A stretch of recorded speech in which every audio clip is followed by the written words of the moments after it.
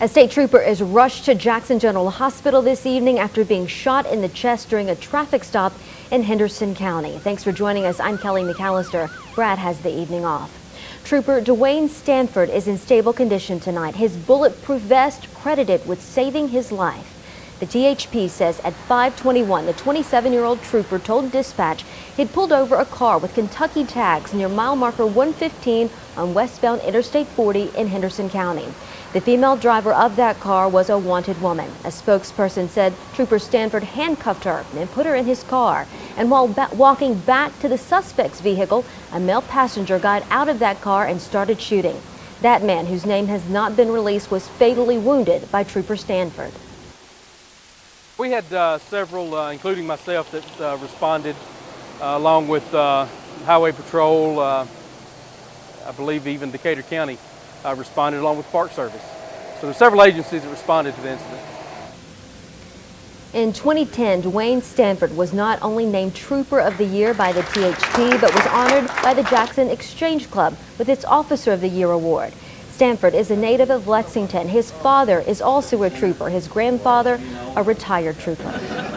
The man who used to lead the city of Rutherford as mayor stands charged with a very serious crime tonight. Over the weekend, 25-year-old Casey Harris was arrested on a charge of statutory rape by an authority figure. Court papers show he admits to having sex with a young girl who was 16 to 17 years old. Documents show the rape happened while Harris was a deacon of the church, minister of music, and youth leader. He is currently free on $10,000 bond. Last year, Harris resigned as mayor, citing depression following the death of his mother. Police say until they catch the man responsible for last night's fatal shooting on Hayes Avenue, they can't say what might have led to it.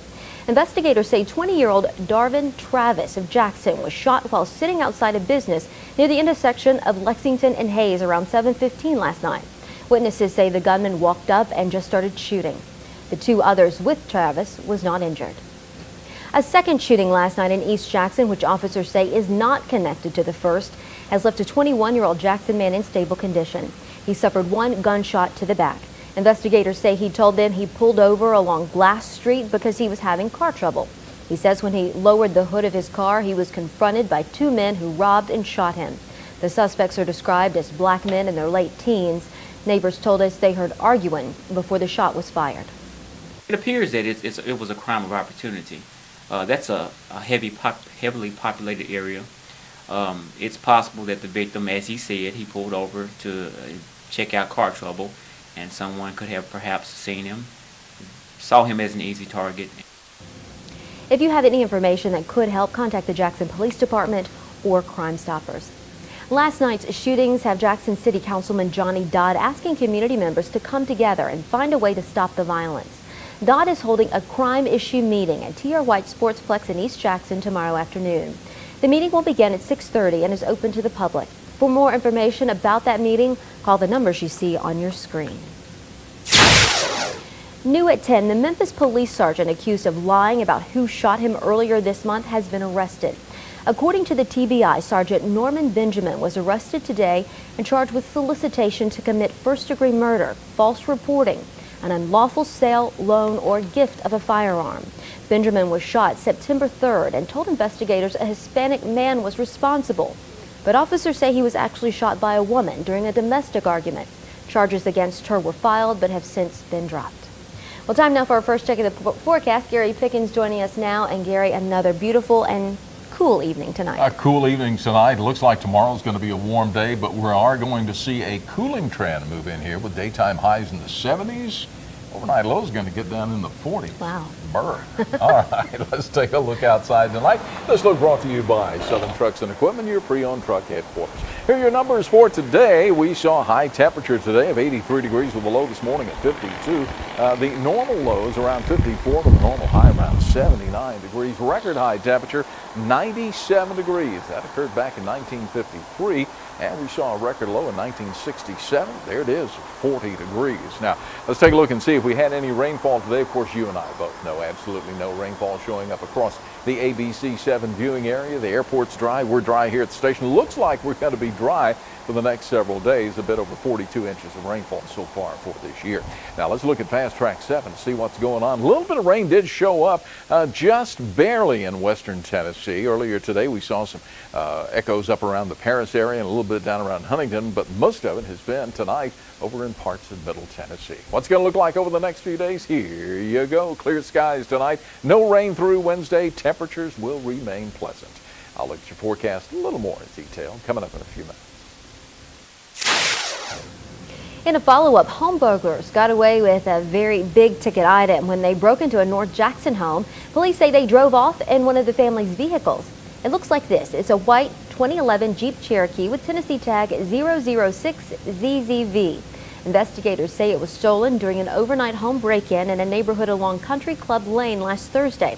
Officers say that same night there were 4 other home burglaries in that same neighborhood. If you've seen this vehicle or know who took it, call Jackson Police or Crime Stoppers. Madison County deputies are looking for the man responsible for a possible weekend rape. The reported rape happened here in the 20 block of Oakfield Road in North Madison County. The victim said she was attacked around 3 Sunday morning. The suspect is described as a black man in his mid-20s to early 30s, about 6 feet tall and at least 250 pounds. He has bushy eyebrows, a mustache, and a goatee. He was driving a red mid-sized pickup truck. Call the Madison County Sheriff's Department or Crime Stoppers if you can help. A gay couple in Gibson County have filed charges against some of the top leaders of a church in Fruitland after they say the men physically assaulted them when they tried to attend services. Jerry Pittman Jr. and his partner Dustin Lee say 3 deacons from Grace Fellowship Church assaulted them in the parking lot last Wednesday, yelling derogatory homosexual slurs.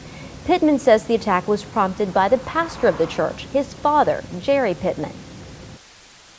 They were hitting me all in my neck and all over my back and my legs that were hanging out the side of the car and wouldn't let me go. So my boyfriend finally got through them to me so that way I could get away from them.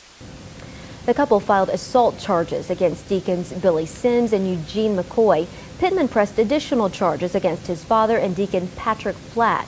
We'd hoped to talk with the pastor, however, his attorney told us no comment and demanded we not contact Pastor Pittman. All parties are due in court on October the 4th. The city of Jackson is looking to update and strengthen its drug policy for employees who test positive for illegal drugs. Under current policy, if an employee tests positive for illegal substances, the city will pay for rehab. But if the city council approves the new policy when it meets on Tuesday, workers who test positive will have to resign or be terminated. Mayor Gist says in the past year alone, the city has spent more than $30,000 on rehab costs. Rehabilitation is not cheap. What we're trying to do is salvage that employee, salvage their lives, if you will. Sometimes rehab works, sometimes it doesn't. But if the new policy passes Tuesday, employees can still get rehab for alcohol or prescription drugs, just not illegal drugs.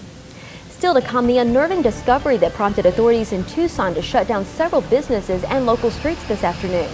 Also, how leaders at AT&T are making sure students at Jackson State can continue to connect with their dreams of being a college graduate. Stay with us.